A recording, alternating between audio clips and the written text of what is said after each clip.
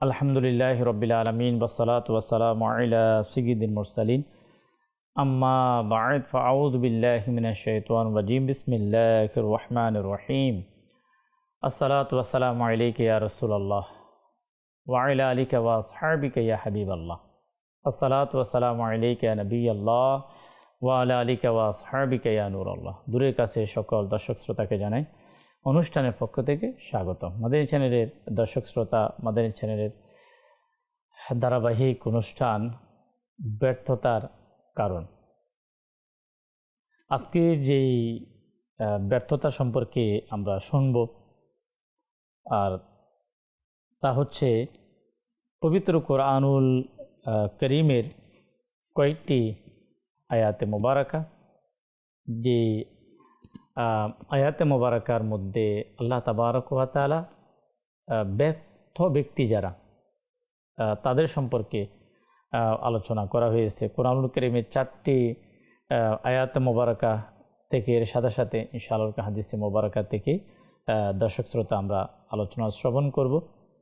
আল্লাহ তাবারক ওয়া তাআলা আমাদেরকে কোরআনুল কারীমকে ফলো করে কোরআনুল কারীমের হুকুমকে সঠিকভাবে পালন করে আমাদেরকে ব্যর্থতা থেকে বেরিয়ে এসে আমাদেরকে সফলতার দিকে অগ্রসর হওয়ার আল্লাহ আমাদেরকে তৌফিক দিক। দর্শক শ্রোতা, আলোচনাতে যাওয়ার পূর্বে আসুন আমরা প্রিয় নবী রাসূল করিম সাল্লাল্লাহু তাআলা আলাইহি ওয়াসাল্লামের প্রতি দরুদ পাঠ করার ফজিলত এবং বারাকাত সম্পর্কে আমরা জানব। ইনশাআল্লাহ এর মাধ্যমে দরুদ শরীফ পাঠ করার আগ্রহ সৃষ্টি হবে এবং এর অলসতা থেকে আমরা বাঁচতে পারব। হাদিসে পাকের মধ্যে এসেছে, নবী করিম সাল্লাল্লাহু তাআলা আলাইহি ওয়াসাল্লাম ইরশাদ ফরমান, হে লোকেরা, নিশ্চয় কিয়ামতের দিনের ভয়াবহতা ও হিসাব নিকাশ থেকে তাড়াতাড়ি মুক্তি প্রাপ্ত ব্যক্তি সেই হবে তোমাদের মধ্যে যে আমার উপর দুনিয়াতে অধিক পরিমাণে দরুদ পাঠ করেছে।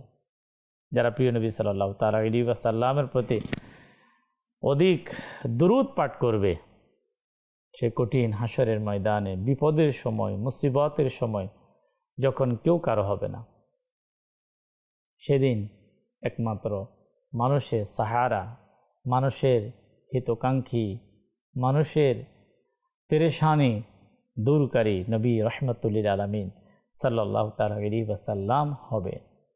নবীর শাফাআত, আলহামদুলিল্লাহ।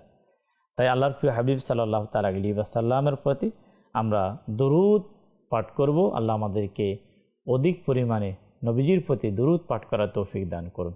সাল্লু আলাল হাবিব সাল্লাল্লাহু তাআলা আলা মুহাম্মদ সাল্লাল্লাহু তাআলা আলাইহি ওয়াসাল্লাম। দর্শক শ্রোতা, পবিত্র কোরআনুল কারীমের 4টি আয়াতে মোবারকা এবং 4টি আয়াতে মোবারকার 4টি এমন কাজ, এমন গর্হিত কাজ, যে কাজ করবে সে দুনিয়াতেও ধ্বংস হবে, ব্যর্থ, এবং আখিরাত জগতে সে সম্পূর্ণ একজন ব্যর্থ মানুষ।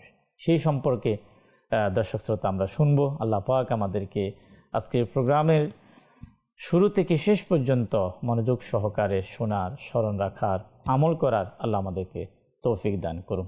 পবিত্র কোরআনুল করিমের মধ্যে আল্লাহ তাবারক ওয়া তাআলা সূরাত তাহা আয়াত নাম্বার 111 এর মধ্যে আল্লাহ তাবারক ওয়া তাআলা ওই সকল ব্যক্তি যারা জুলুম করে তাদের সম্পর্কে ইরশাদ করেন, আর যে জুলুম বহন করে সে ব্যর্থ হয়েছে। এই যে জুলুম যারা করে এবং জুলুমকারীদের ব্যর্থতার যে বিষয়টি আমাদেরকে গুরুত্ব দিতে হবে। জুলুম এটা এমন একটি জিনিস, আপনার নিজের জানের সাথে জুলুম করা, মানুষের প্রতি জুলুম করা, এরপরে আপনার সমাজের প্রতি জুলুম করা, পরিবেশের প্রতি জুলুম করা। জুলুমকে কখনো ইসলাম কখনো সাপোর্ট করেন না। তাই তো মহান আল্লাহ তাবারক ওয়া তাআলা পবিত্র কোরআনুল কারীমের মধ্যে যারা জুলুমকে গ্রহণ করে নিয়েছে, জুলুমকে বহন করে, আল্লাহ পাক কোরআনুল কারীমে তাকে ব্যর্থ বলেছেন। যেমন কোরআনুল কারীমে অসংখ্য নেক আমলকারীদেরকে আল্লাহ তাআলা বলেছেন সফল। এই সকল ব্যক্তিরা সফল, এই ব্যক্তি সফল, অমুক ব্যক্তি সফল। আল্লাহ কোরআনুল কারীমের মধ্যে বলছে। আবার কোরআনুল কারীমের মধ্যে আল্লাহ তাবারক ওয়া তাআলা অসংখ্য ব্যক্তি মানুষদেরকে বলেছেন ব্যর্থ। আল্লাহ যদি কাউকে যদি বলে ব্যর্থ, তো দুনিয়ার মানুষ তার কার সাহস আছে তাকে সফল বলবে? যদি সে যদি রবের হুকুমের বাইরে যদি কেউ কাউকে সফল বলে, তা আল্লাহ তাআলা অবশ্যই তাকেও পাকড়াও করবে। পবিত্র কোরআনুল কারীমের মধ্যে যারা জুলুম করবে, অর্থাৎ জুলুম যারা করে, তা তাদেরকে শরীয়তের ভাষায় বলা হয় জালিম। তা জালিমদের সবচেয়ে বড় ক্ষতি কি? সূরা বাকারার 258 নম্বর আয়াত। তা হচ্ছে আল্লাহ জালিমদেরকে হেদায়েত দেন না, তারা হেদায়েত থেকে বঞ্চিত হয়ে যায়। তারা ইহদিনা সিরাতাল মুস্তাকিমের যে শান্তির পথ তারা কখনো পাবে না। যারা জুলুম করেন, এর চেয়ে বড় ব্যর্থতা কি হতে পারে? ঈমান চলে যাওয়া, ইসলামের নিয়ামত চলে যাওয়া, কোরআন পাওয়ার পরও হেদায়েত থেকে শূন্য হওয়া, এর চেয়ে বড় ব্যর্থতা দর্শক শ্রোতা আর কিছুই হতে পারে না। তাই প্রিয় ইসলামী ভাইয়েরা, আল্লাহ পাকের প্রিয় হাবিব সাল্লাল্লাহু তাআলা আলাইহি ওয়াসাল্লাম হাদিসে পাকের মধ্যে ইরশাদ ফরমান, সহিহ মুসলিম শরীফের হাদিস নাম্বার 2558, হযরতে আবু যার গিফারি রাদিয়াল্লাহু তাআলা আনহু থেকে বর্ণিত হাদিস। নবী করিম সাল্লাল্লাহু তাআলা আলাইহি ওয়াসাল্লাম ইরশাদ ফরমান, জুলুম থেকে বেঁচে থাকো, কেননা জুলুম কিয়ামতের দিন অন্ধকারে পরিণত হবে। দ্বিতীয় যদি হাদিসের দিকে আমরা যাই, নবী করিম সাল্লাল্লাহু তাআলা আলাইহি ওয়াসাল্লাম এভাবে ইরশাদ ফরমান, তোমরা মজলুমের বদদুয়া থেকে বেঁচে থাকো। যাদের প্রতি জুলুম করা হয় তো তারা মজলুম।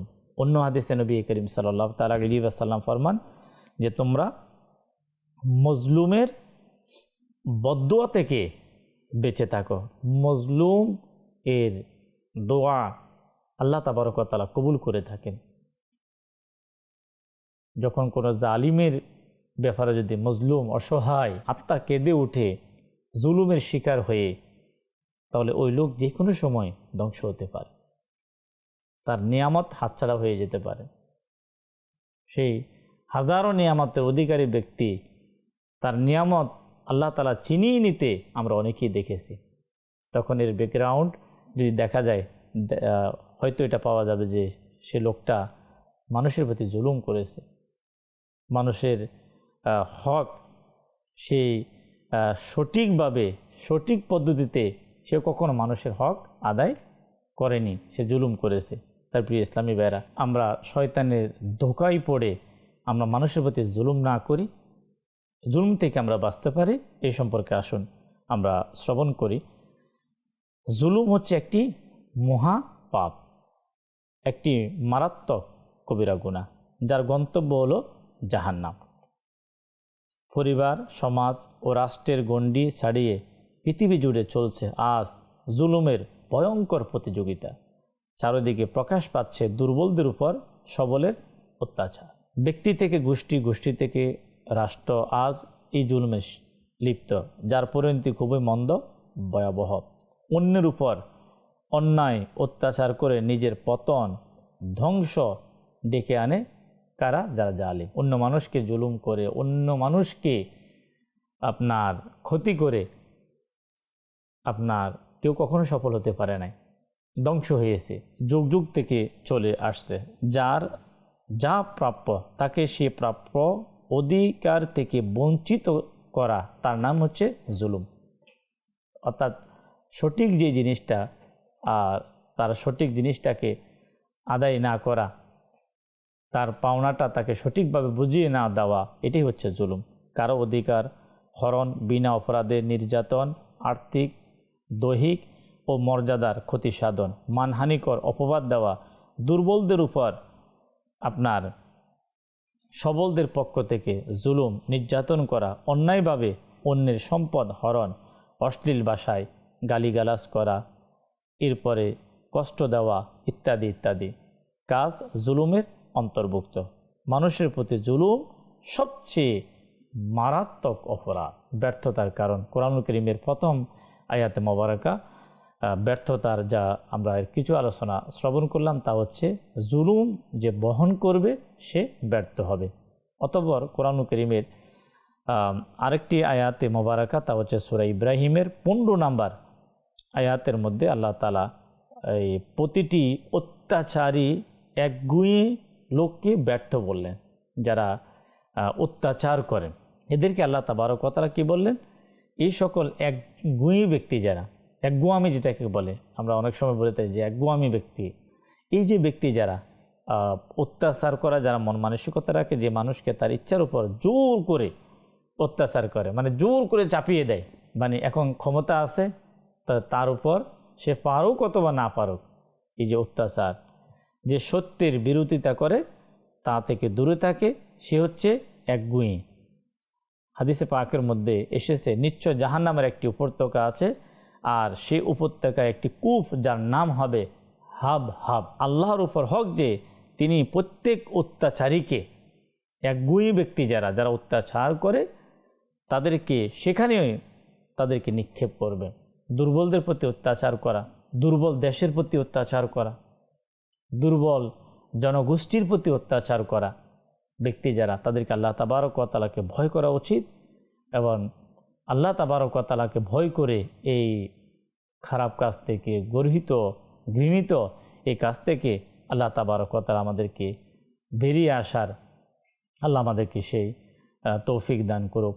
যখন কোনো ব্যক্তির প্রতি অত্যাচার করা হয়, ওই সময় যদি একটি খেয়াল দর্শক শ্রোতা আমাদের মাঝে আসে, যদি তার স্থানে যদি আমি হতাম, যদি কেউ এভাবে আমার প্রতি অত্যাচার করত, এভাবে যদি আমাকে ক্ষতি করা হতো, তা কল্পনা করা উচিত। আল্লাহ তাবারক ওয়া তাআলা চাইলে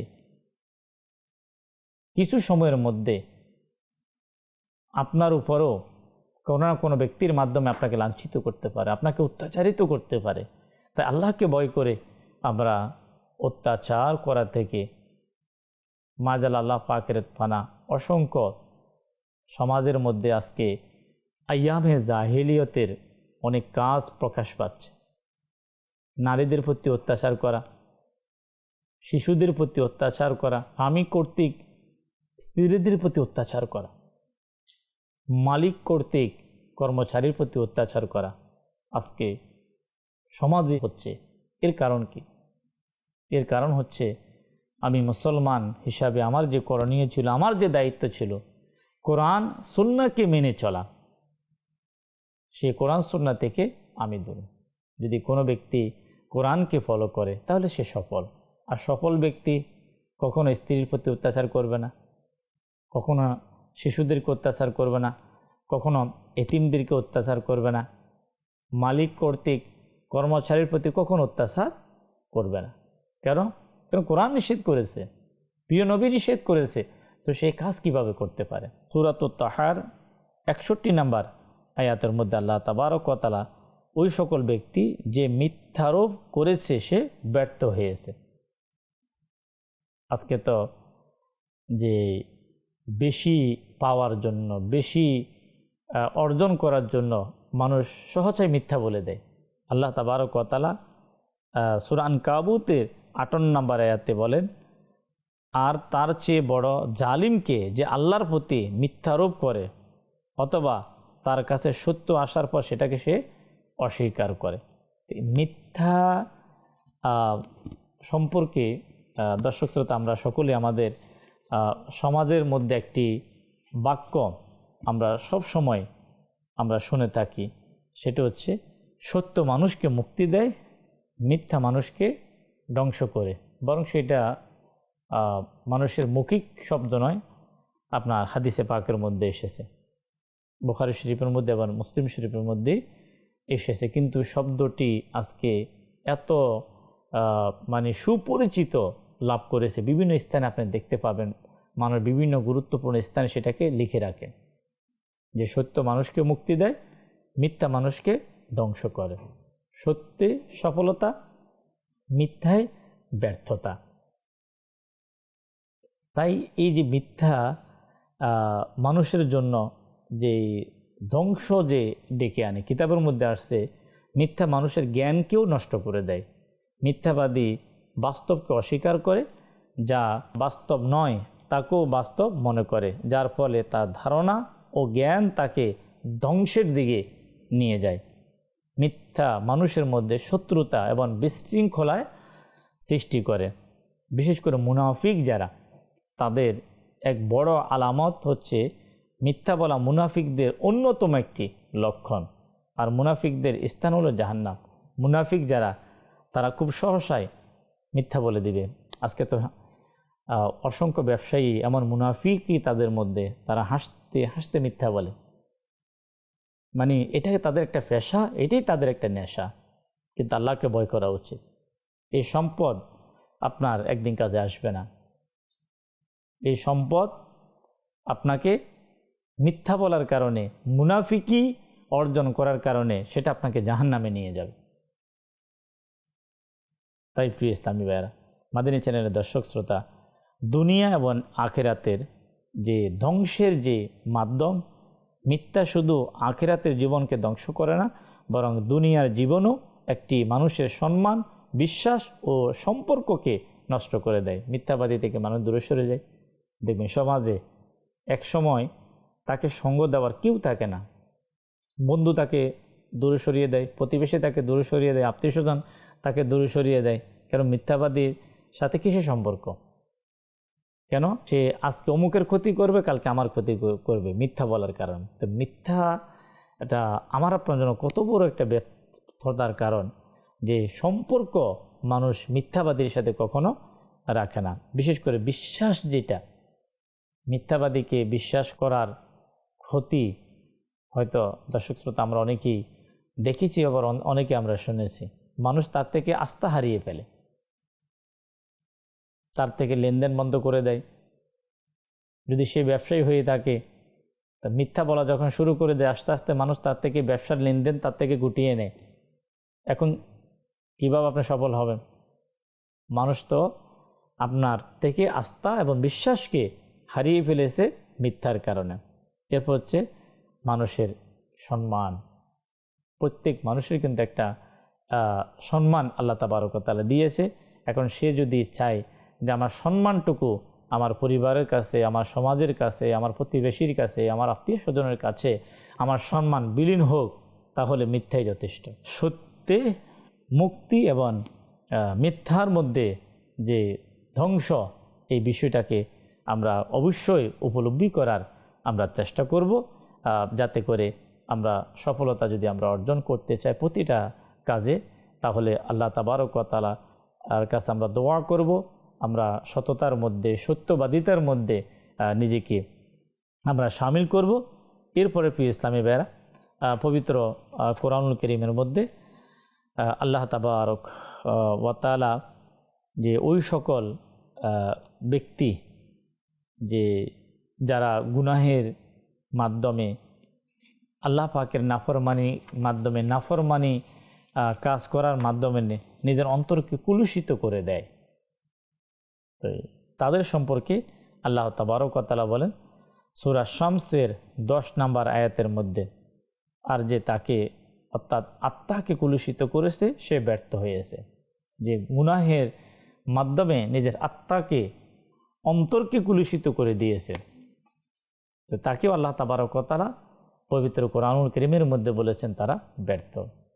মিথ্যা বলার দ্বারা, গীবত করার দ্বারা, সগুলখুরি করার দ্বারা, ওয়াদা খেলাপি করার দ্বারা, বদগুমানি করার দ্বারা, হিংসা করার দ্বারা, এই যে সকল কবিরা গুনাহ রয়েছে, এই এক একটা কবিরা গুনাহ করার মাধ্যমে, হারাম দেখার মাধ্যমে, হারাম শোনার মাধ্যমে, হারাম খাওয়ার মাধ্যমে, হারাম দিকে পা প্রসারিত করার মাধ্যমে, হারাম জিনিস স্পর্শ করার মাধ্যমে মানুষের অন্তর কি হয়?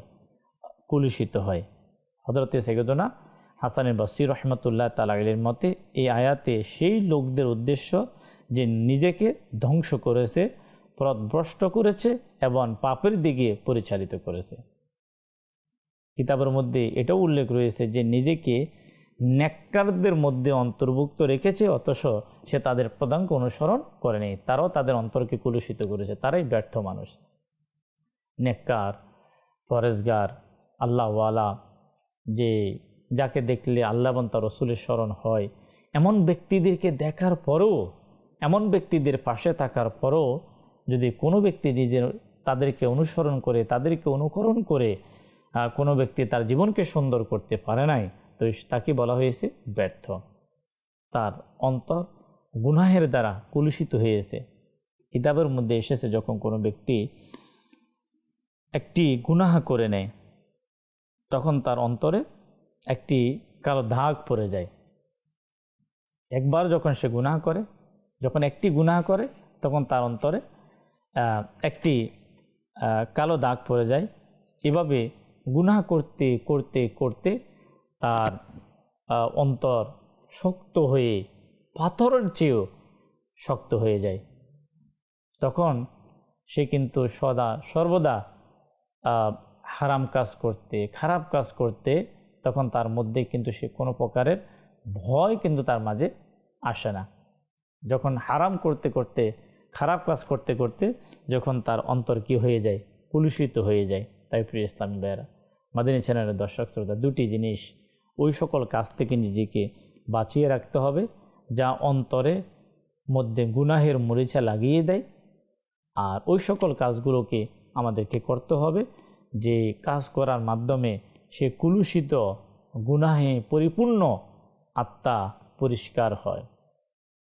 নেকি করার মাধ্যমে, তওবা করার মাধ্যমে, কোরআনুল কারীমের তেলাওয়াতের মাধ্যমে, জিকির উল্লাহর মাধ্যমে, এগুলো এমন একটি কাজ, কারণ যতক্ষণ পর্যন্ত প্রিয় ইসলামী ভাইরা, মাদানী চ্যানেলের দর্শক শ্রোতা, আপনার অন্তর প্রশান্তি না আসবে ততক্ষণ আপনি কোনো কাজ করে আপনি শান্তি পাবেন না। আপনাকে সবসময় মানুষ এমন দেখতেই, যখন কেউ দেখবে তখনই মনে হবে যে লোকটা অস্থির, যে সে কোনো কাজ করে তার কাজে মন বসে না। অনেক সময় শোনা যায় আমার খেতে ভালো লাগে না, যখন বিছানা যায় আমার ঘুম আসে না, আমার স্বভাবের মধ্যে অনেক পরিবর্তন চলে এসেছে। কিন্তু একটু কল্পনা করুন, আমার নামাজ ঠিক আছে কিনা, আমার জবান ঠিক আছে কিনা, আমার ইবাদত ঠিক আছে কিনা। হতে পারে তখন আমার অন্তর থেকে আওয়াজ হবে যে না, আমি তো রবের নাফরমানি করে যাচ্ছি, আমি মিথ্যা বলে যাচ্ছি, আমি গীবত করে যাচ্ছি, আমি চগলখুরি করে যাচ্ছি, আমি অন্যায় করে যাচ্ছি, আমি জুলুম করে যাচ্ছি, আমি অন্যায়ভাবে মানুষের সম্পদকে আমি আত্মসাৎ করে যাচ্ছি।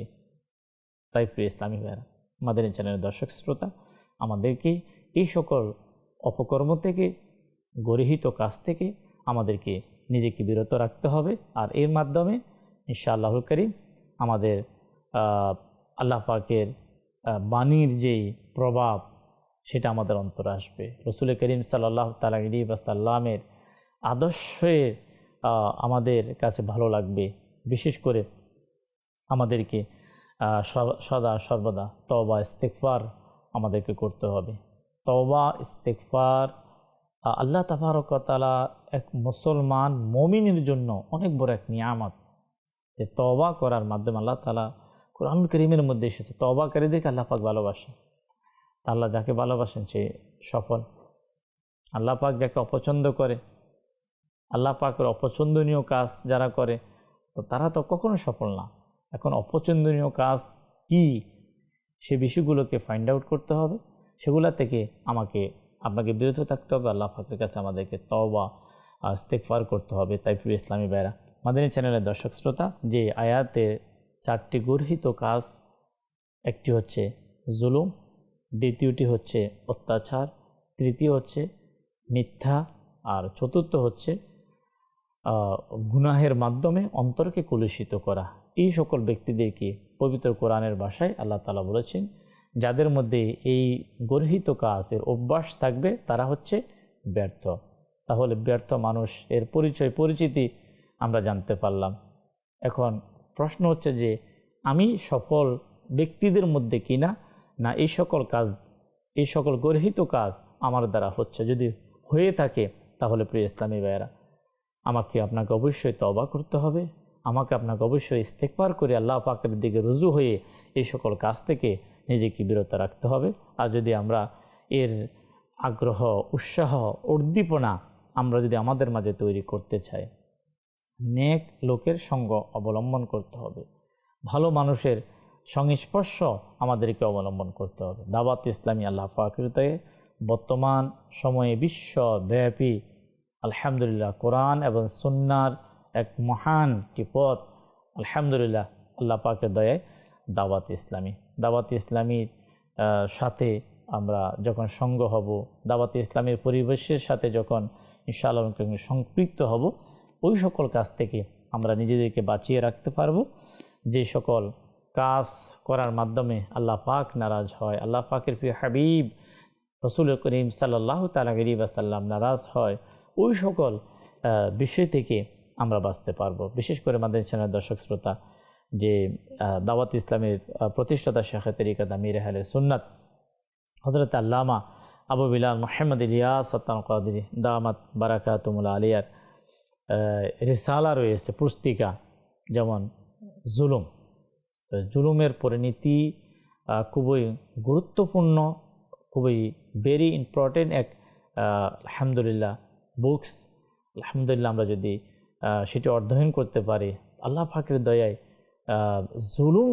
জুলুম করা থেকে, মানুষের প্রতি অত্যাচার করা থেকে আমরা ইনশাআল্লাহ নিজেকে আমরা বিরত রাখতে পারবো। তো ইনশাআল্লাহ পুস্তিকাটি আমরা জুলুমের পরিণতি, সেই পুস্তিকাটি ইনশাআল্লাহ সংগ্রহ করব, অধ্যয়ন করব, করে ইনশাআল্লাহ আমল করার আমরা চেষ্টা করব। দর্শক শ্রোতা, আজকের পর্বে আলহামদুলিল্লাহ আমরা ব্যর্থতার কারণ সম্পর্কে আমরা শ্রবণ করলাম। আল্লাহ পাক আমাদেরকে স্মরণ রাখার মতো, আল্লাহ পাক আমাদেরকে আমল করার সেই তৌফিক আল্লাহ আমাদেরকে দান করুক। আল্লাহ পাকের কাছে দোয়া করতে হবে। আপনার দোয়া করুন, মহান আল্লাহ তাবারক ওয়া তাআলা যারা দোয়া করে তাদেরকে আল্লাহ পাক পছন্দ করে। আল্লাহর কাছে গুনাহ থেকে বাঁচার তৌফিক, নেক আমল করার যে তৌফিক, এটা রবের কাছে আমাদেরকে চাইতে হবে। ইনশাআল্লাহ আল্লাহ পাকের দয়া হবে, আমরা গুনাহ থেকে আমরা বাঁচতে পারবো। আল্লাহ তাবারক ওয়া তাআলা আমরা যা শুনছি দর্শক শ্রোতা স্মরণ রাখার তৌফিক দান করুক। সাথে সাথে ইনশাআল্লাহ এই ব্যর্থতার কারণ যে প্রোগ্রাম, এর নেক্সট পর্বে ইনশাআল্লাহ করিম আরেকটি বিষয়ে আমরা মাদানী চ্যানেলের প্রোগ্রামের মাধ্যমে আমরা জানতে পারবো, শিখতে পারবো। তাই মাদানী চ্যানেলের দর্শক শ্রোতা সর্বদা এই মাদানী চ্যানেলের সঙ্গ অবলম্বন করব, মাদানী চ্যানেলকে মহব্বত করব, সাথে সাথে এই মাদানী চ্যানেলকে আমরা সহযোগিতা করব। আল্লাহ পাক আমাদেরকে তৌফিক দিক। সাল্লু আলাল হাবিব সাল্লাল্লাহু তাআলা আলা মুহাম্মদ সাল্লাল্লাহু তাআলা আলাইহি ওয়াসাল্লাম।